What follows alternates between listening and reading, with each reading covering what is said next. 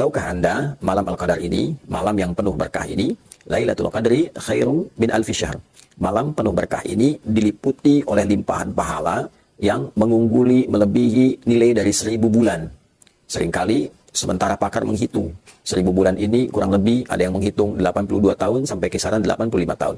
Jadi bila ada seorang beribadah bertepatan dengan malam ini, maka potensi pahala yang bisa dia raih setidaknya kurang lebih 85 tahun. Orang membaca Al-Quran bertepatan dengan malam ini, maka bacaannya bisa bernilai setidaknya 85 tahun. Anda membacakan Alif Lam Mim, seakan mendapat pahala. Bacaan itu lebih daripada 85 tahun membaca Alif Lam Mim tanpa henti. Ada orang menunaikan sholat bertepatan dengan malam itu, maka sekalipun sholat yang ia tunaikan 2 rakaat misalnya, seakan ia menunaikan sholat dimaksud lebih daripada 85 tahun. Tanazzalul malaikah, malaikat berbondong-bondong turun. Saking banyak yang turun, dijelaskan dalam ayat itu dengan menggunakan formulasi tanazzalu. Cepat sekali malaikat itu turun. Dan bukan hanya cepat, banyak yang turun.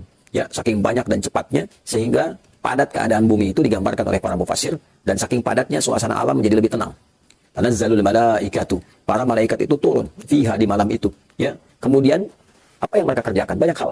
Ya, mereka menyertai berbagai macam perkara, persoalan. Yang zikir, ikut malaikat berzikir.